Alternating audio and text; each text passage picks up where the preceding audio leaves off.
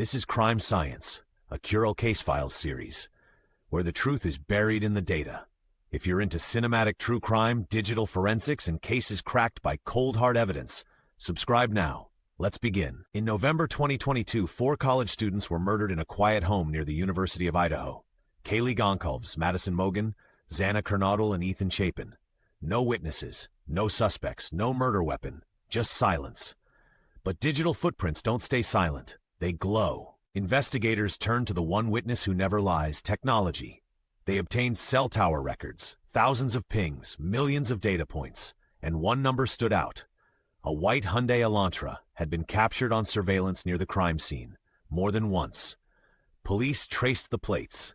It belonged to Bryan Kohberger, a 28-year-old PhD student in criminology. But they needed more than a name. They needed presence.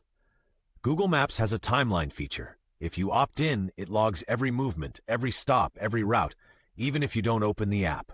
Investigators subpoenaed Google. The data showed Bryan's phone had pinged towers near the victim's house 12 times before the murders. It wasn't random. It was stalking. The night of the murders, his phone was turned off. Airplane mode. A digital blackout. But not perfect. Cameras caught the Elantra circling the area multiple times between 3 and 4 a.m.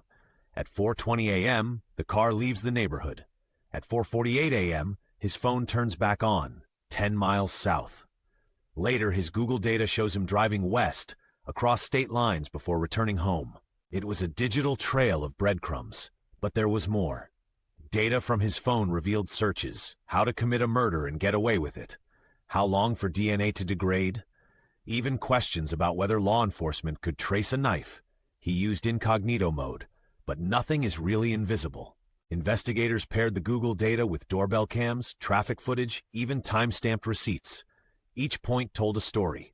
Each gap raised questions. Eventually, a DNA sample from his trash matched DNA found on the knife sheath left at the scene. But by then, the data had already told the story. He was there, he had planned it, and he had tried to vanish behind the algorithm. But the machine remembers. This is Crime Science, where digital footprints can lead to justice, where killers walk but the signal follows.